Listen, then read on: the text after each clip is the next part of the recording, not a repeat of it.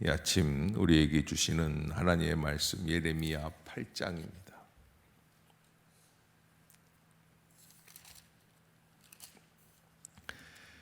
한 절씩 교독하도록 하겠습니다. 여호와의 말씀이니라. 그때 사람들이 유다 왕들의 뼈와 그의 지도자들의 뼈와 제사장들의 뼈와 선지자들의 뼈와 예루살렘 주민의 뼈를 그 무덤에서 끌어내어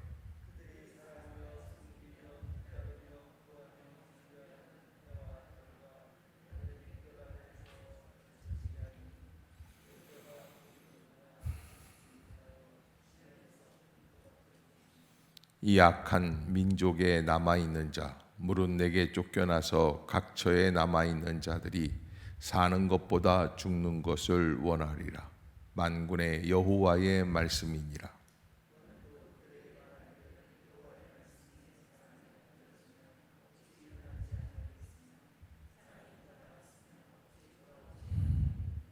이 예루살렘 백성이 항상 나를 떠나 물러가면 어찌함이냐. 그들이 거짓을 고집하고 돌아오기를 거절하도다.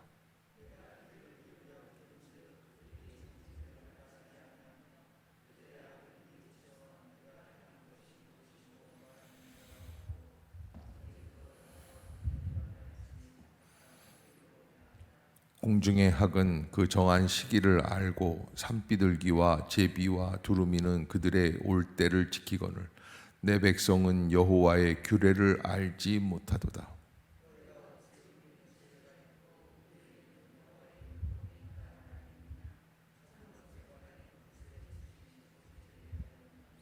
지혜롭다 하는 자들은 부끄러움을 당하며 두려워 떨다가 잡히리라. 보라, 그들이 여호와의 말을 버렸으니 그들에게 무슨 지혜가 있으랴.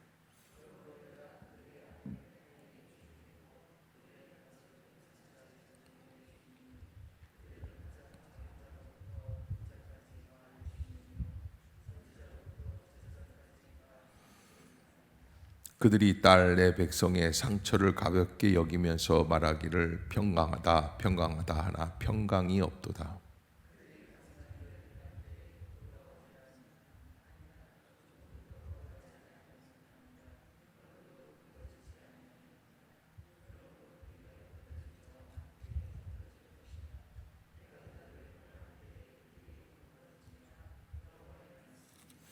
여호와의 말씀이니라. 내가 그들을 진멸하리니 포도나무에 포도가 없을 것이며 무화과 나무에 무화과가 없을 것이며 그 잎사귀가 마를 것이라. 내가 그들에게 준 것이 없어지리라 하셨나니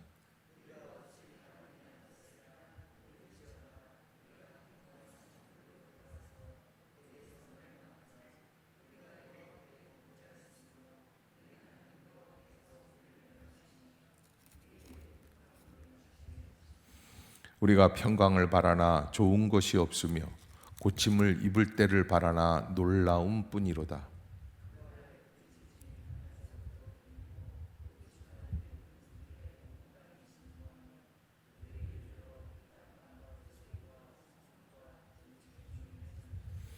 여호와의 말씀이니라. 내가 술법으로도 제어할 수 없는 뱀과 독사를 너희 가운데 보내리니 그것들이 너희를 물리라 하시도다.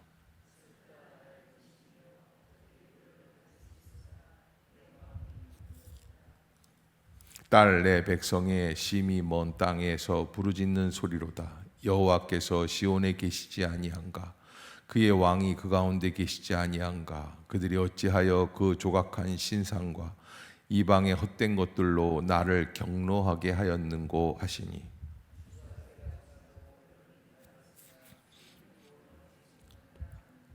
딸 내 백성이 상하였으므로 나도 상하여 슬퍼하며 놀라움에 잡혔도다. 길르앗에는 유향이 있지 아니한가? 그곳에는 의사가 있지 아니한가? 딸 내 백성이 치료를 받지 못함은 어찌 됨인고? 아멘. 할렐루야. 이 아침 주의 전을 찾으신 여러분들에게 하나님의 은혜와 평강이 함께 하시기를 축복합니다.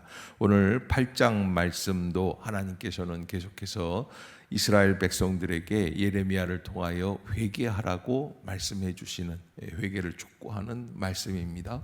아직까지 멸망하지 않았어요. 그러나 멸망이 곧 이르고 있다는 말씀이에요. 그 이르고 있는 멸망 앞에서 우리가 해야 할 것은 무엇인가? 오늘 본문 8장 1절에 여호와의 말씀이니라 그렇게 시작을 하면서 그때의 사람들이 유다 왕들의 뼈와 그의 지도자들의 뼈와 제사장들의 뼈와 선지자들의 뼈와 예루살렘 주민의 뼈를 그 무덤에서 끌어내어 그렇게 말씀을 하고 있습니다. 그러니까 이미 죽어 있는 자들 지도자들까지도 다 끌어내서 그들이 사랑하며 섬기며 뒤따르며 구하며 경배하던 해와 달과 하늘의 무별 아래에 펼쳐지게 하겠다.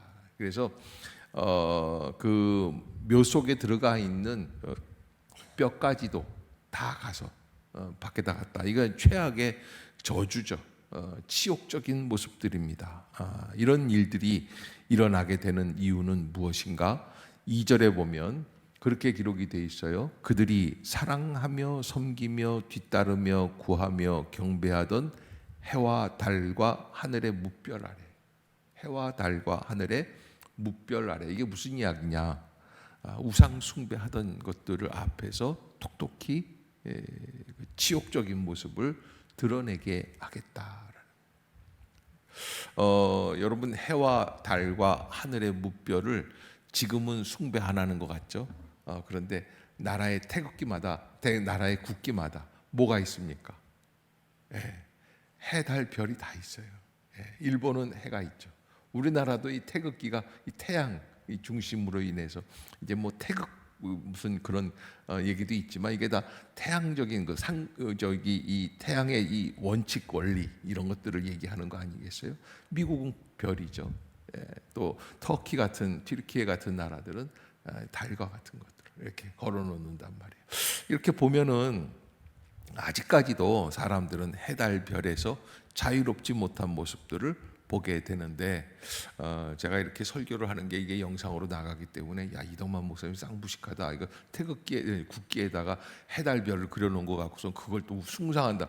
가만 보세요. 뭘 보고서는 애국심을 느끼겠어요. 그 심성을 얘기하는 거예요.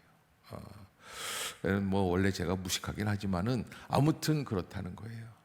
자, 그렇게 이런 이 제사장 지도자들까지도 다 치욕적인 모습을 보여주겠다. 3절에 보면 이 악한 민족에 남아있는 자 물은 내게 쫓겨나서 각처에 남아있는 자들이 사는 것보다 죽는 것을 원하리라. 이게 무슨 얘기입니까? 사는 게 아니에요. 죽는 게 더 나을 정도로 현실이 고통스럽다. 그렇게 만들어 주신다는 거예요. 그래서 하나님께서 징벌하시는 순간에 우리의 인생을 가만 보면은 야 나는 다행히 살아 있어. 쟤는 죽었는데 어떻게 해? 그렇지만 사실 어떻게 보면은 죽은 사람이 더 나을 수도 있는 현실을 살아내는 거예요. 그게 우리 인생이에요. 그래 이제 이런 벌을 받는 이유가 있습니다. 왜 그렇게 되느냐? 4절입니다. 4절. 자, 한번 읽어봅시다. 시작. 너는 또 그들에게 말하기를 여호와의 말씀에 사람이 엎드러지면 어찌 일어나지 아니하겠으며 사람이 떠나갔으면 어찌 돌아오지 아니하겠느냐. 여러분 길을 지나가다가 제가 이렇게 얽혀 넘어졌어요. 뭐 그럴 때도 있어요. 그런데 이렇게 넘어졌는데 가만히 있어요. 제정신이에요. 어떻게 해야 돼요? 근데 왜 넘어졌지? 일어나야지 돼요.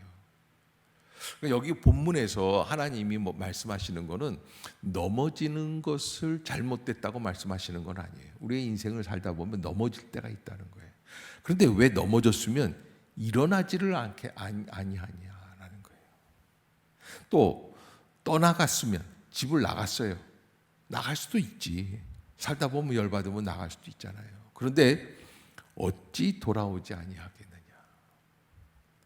여러분 하루 정도쯤 친구네 집에서 자는 거는 이해해 줄 수 있지만 중학교 때 저도 가출을 해본 적이 있지만 한 번 하루 정도는 괜찮을 수 있어요. 근데 이틀은 이게 뭐예요? 죄야 죄. 가출이 되는 거예요. 그냥 완전히. 그래서 이렇게 나갔으면 돌아와야지 되는데 이스라엘 백성들은 돌아온다 안 돌아온다? 안 돌아온다는 거예요. 이게 무슨 얘기냐면 지금 너희가 하고 있는 일들에 대해서 정확한 회개를 왜 안 하느냐. 그래서 어찌 돌아오지 아니하느냐, 어찌 회개하지 아니하느냐, 넘어진 자리에서 어찌 일어나지 아니하느냐. 그러면서 5절에 보면 이 예루살렘 백성이 항상 나를 떠나 물러가고 하는 것은 어찌 된 거냐. 그들이 거짓을 고집하고 돌아오기를 뭐 한다? 거절한다. 거절한다. 아예 우리는 돌아가지 않을 거다. 이렇게 얘기하는 거예요. 그래서 이 본문 7절까지를 이렇게 보면은 회개를 거절하는 백성들이다. 이렇게 볼 수 있습니다. 회개를 거절하는 백성들. 왜 그럴까요? 왜? 자기가 죄를 졌다고 느끼지 못하는 거예요. 왜? 세상적인 가치관으로 보면 죄가 없다고 생각이 돼요. 다 그러니까. 내가 무슨 죄가 있어? 내가 뭘 잘못했어? 내가 훨씬 더 가난한 사람도 많이 도와주고 내가 더 의로운 일도 많이 하고. 여러분 이렇게 부분적으로는 그럴 수도 있어요. 그러나 하나님 앞에서 정말 하나님만을 신실하게 신뢰하고 있는가? 너희 마음속에 우상은 없는가? 하는 것을 하나님이 말씀해 주시면서 7절에 보면은 뭐라고 말씀하시냐면 공중의 학은 정한 시기를 알고 산비둘기와 제비와 두루미는 그들이 올 때를 지키거늘. 이게 무슨 얘기예요? 본능으로 살아가고 있는 자연 동물들을 말하는 거예요. 그런데 아프리카 가뭄이 들어서 죽어가지 않습니까? 이게 뭐 큰 평원이 웬만한 그 아프리카 평원에서 이렇게 보면은 그 자연사 박물관 공원 뭐 이런 것들이 있잖아요. 아주 유명한 그 사파리 같은 그 공원들이 있는데 이렇게 보면은요, 가서 보면은 끝이 안 보여요. 땅이 그렇게 넓은지 모르겠어요. 그리고 두 나라 국경이 연결돼 있어요. 그러니까는 보통 뭐 충청도, 충청남도, 북도가 합해져 있는 그런 정도가 공원이에요. 놀래는 분들이 없어요. 다 가봤던 사람들 같아요. 예? 그 정도 공원을 가지고 야, 이게 대단하다. 근데 거기에 가뭄이 나요. 물이 없어요. 건기에는.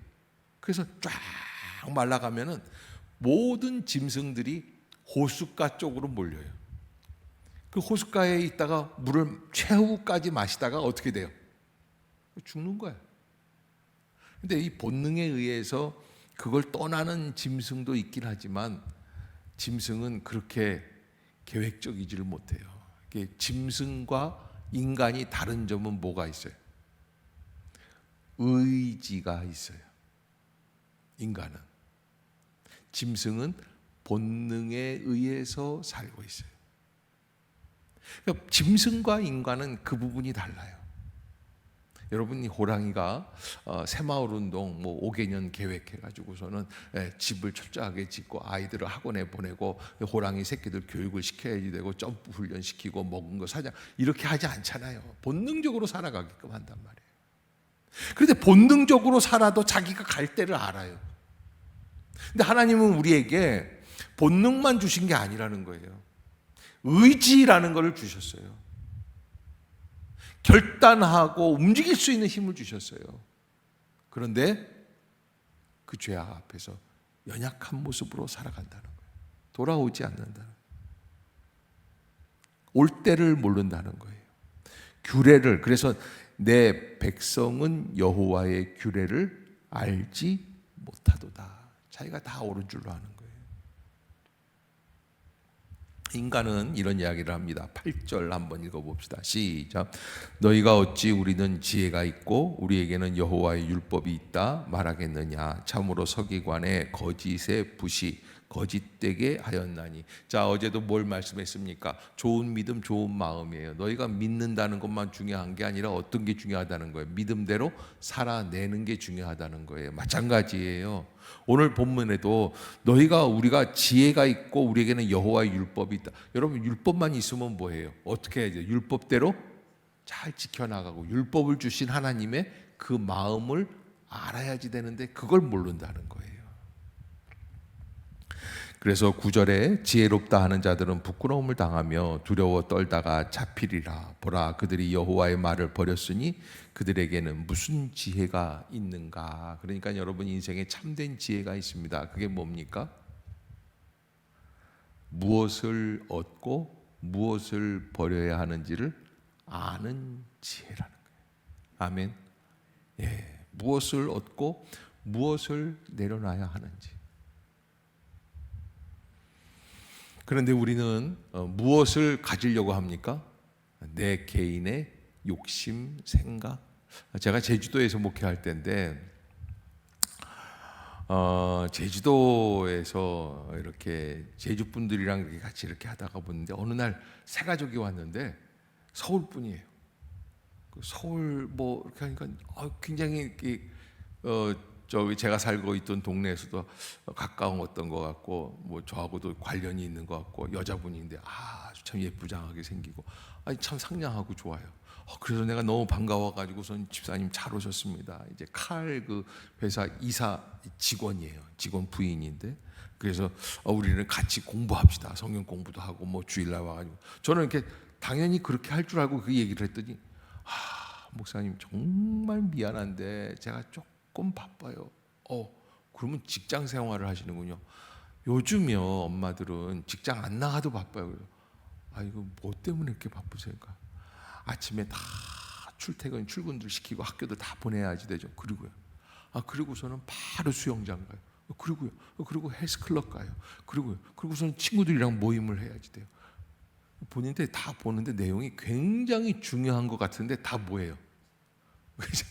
자기 그 친구들이랑 놀고 먹고 하는 거예요.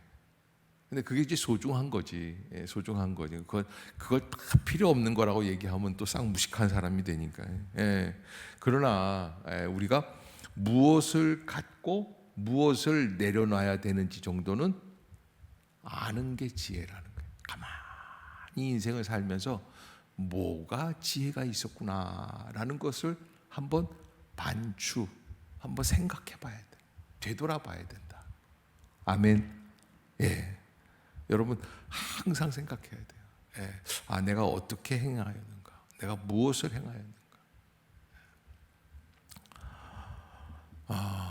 저희 가정에서 이제 아버님은 장로님이고 어머님은 권사님인데 교회 갔다 와서 싸우는 거예요. 항상 교회 갔다 와서 왜 싸우는 줄 아세요? 아버지는 예배 끝나고 바로 와요. 왔는데 엄마는 3시간 4시간이 돼도 안 오는 거예요. 그럼 왜 안 올까요? 제가 가보면요 투마치 토킹이에요. 엄마들끼리 쫙 그냥 뭐 근데 굉장히 중요한 것 같아요. 가끔 무슨 얘기, 목사님이 뭐라고 그러셨지? 그리고 또 이번 달 여전도회가 뭘 하지? 뭐 이런 얘기를 하는데 대부분은 아니면 그게 아니에요. 그런데 아버지는 빨리 들어와서 밥을 줘야 될 거 아니에요. 저희 동네에 밥 때문에 부부싸움하는 사람들 많았습니다. 장로님들이. 어느 장로님은 그래서 아예 청년들이 장로님 초청 무슨 간담회 하는데 울면서 그랬으니까 우리 집사람을 빨리 집으로 보내주세요 그랬으니까. 그런데 왜 그런 일들이 벌어지냐면 자기가 와서 교회 와서 1시간 기도를 하는데 그 다음에 뭐예요? 왔다가 그냥 가기가 너무 억울한 거야. 그러니까 뭐해? 3시간 토킹하는 거예요. 여러분 우리가 물론 그게 나쁘다는 건 아니에요. 그러나 어느 정도 해야지. 어느 정도 해야지. 그래서 적당선을 잘 누릴 수 있는 것. 이게 지혜다라는. 하나님이 이렇게 볼 때 이스라엘 백성들이 이걸 넘어갔다는 거예요. 잘못됐다는 거예요. 그 결과가 끔찍합니다. 10절에도 그러므로 내가 그들의 아내를 타인에게 주겠고 그들의 발을 그 차지할 자들에게 주리니 밭을 그들은 가장 작은 자로부터 큰 자까지 다 욕심내며 선지자로부터 제사장까지 다 거짓을 행하였다. 이게 결론 이유입니다. 그렇게 해서 하나님 앞에서 잘못됐다라는 것을 말씀해 주시는 거죠. 벌써 오늘 며칠이죠? 8월 며칠이야? 24일인가? 오늘이? 25일이야 벌써요? 나는 23일인 것 같은데 벌써 25일이 됐어요. 야, 이게 참 빨리 간다 생각이 드는데 시편 90편 모세의 기도를 보면 신속히 가나니 우리가 날아간다라는 표현을 하고 있어요. 정말 정신없이 지나가요. 예, 나이가 점점 들어가면서 더 빨리 지나가는 것 같아요. 그러니까 저 같은 경우는 목회자니까 목회자의 특성은 뭐냐면 일요일 몇 번 지나면 한 달이에요. 4번 지나면 한 달이에요. 그래서 한 달이 한 5일쯤 되는 것 같아요. 그래서 7월 달 다 지나갔잖아요.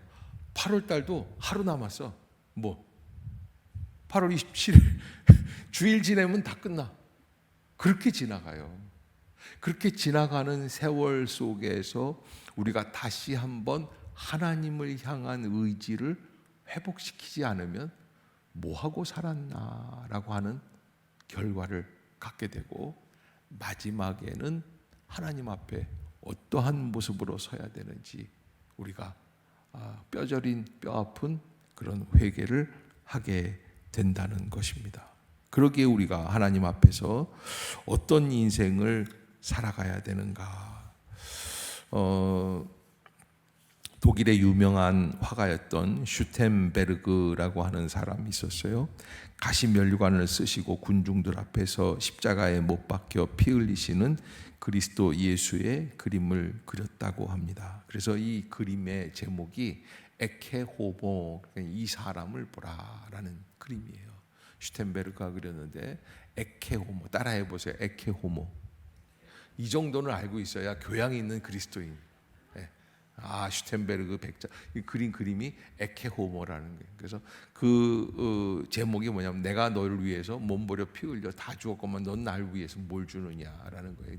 그 그림이 이렇게 있는데 그게 너무 잘 됐다는 거예요. 그 그림을 본 사람들마다 많은 사람들이 진젠도프 백작 같은 사람들 그 그림을 보고 회개하고 선교 단체를 만들고 그 벌써 19세기 때부터 시작해가지고 전 세계에 선교를 하러 나가기 시작해요. 그런데 그 중에 한 사람이 영국의 헤버걸이라고 하는 사람이 있어요. 여자분인데 독일에서 유학을 했는데 그런데 어느 날 슈텐베르그 그리스도의 그림을 보면서 그 밑에 씌워져 있는 글씨를 보다가 감동을 받았어요. 나는 너를 위해서 다 주었건만 너는 날 위해 뭘 주느냐. 그래서 작곡한 곳이 있어요. 내 너를 위하여 몸버려 피 흘려 내 죄를 속하여 살 길을 주었다. 너 위에 몸을 주건만 날 무엇 주느냐. 너 위에 몸을 주건만 날 무엇 주느냐라고 하는 찬양이에요. 185장인가 그럴 거예요. 나 너를 위하여 몸버려 피 흘려 내 죄를 속하여 살 길을 주었다. 그런데 너를 위해 몸을 주건만 나는 무엇을 주느냐. 날 위해. 그러니까 여러분 우리가 하나님은 참 대단히 이기주의다. 뭘 줬으면 줬는 대로 끝나야 되는데 뭘 다시 되돌려 받기를 원하는 거나 그게 아니에요. 받은 걸 깨달았느냐라는 뜻이에요. 예수 그리스도께서 우리를 구원하여 주신 은혜를 깨닫고 살아가느냐 이거예요. 너 날 위해 뭘 주느냐? 꼭 내놔 이게 아니에요. 정말로 내가 은혜를 깨달았는가? 진실로 하나님의 은혜 가운데 살았다고 생각하는가? 그러면 너는 어떻게 살아가야지 되겠는가? 라고 하는 질문을 하시는 거예요. 오늘 예레미야 8장은 우리들에게 정말 하나님의 은혜의 백성임을 깨닫고 살아갑니까? 이스라엘 백성들이요 마지막 여호야긴 시대 이 시대가 지금 이제 여호야김, 요아스 요 때거든요. 시드기야까지 해가지고 마지막에 다 멸망합니다. 그때에는 예루살렘 성전 아래 한쪽은 하나님을 위해 제단이 있고 한쪽은 태양신을 섬겼어요. 이게 말도 안 되는 일들이 벌어져요. 그러니까 여러분 여기에는 십자가가 있고 한쪽에는 부처 상을 갖다 놓은 거랑 마찬가지예요. 그런 어마어마한 일들이. 근데 요즘 그런 일들이 벌어져요. 그래서 뭐 가끔 시에서 무슨 종교 행사를 해, 종교인들을 초대를 해서 그래서 시장과 간담회를 하고 무슨 뭐 이런 얘기들을 하고 그럴 때 보면은 아무개 목사님이 기도해 주시겠습니다. 그리고 아무개 스님이 뭐 설법을 말씀해 주시겠습니다. 그리고 무슨 무속인 한 사람 데려다가 뭐 마지막으로 덕담 한마디 해 주십시오. 이게 말이 안 되는 얘기들이 벌어져요. 현실이 그래요.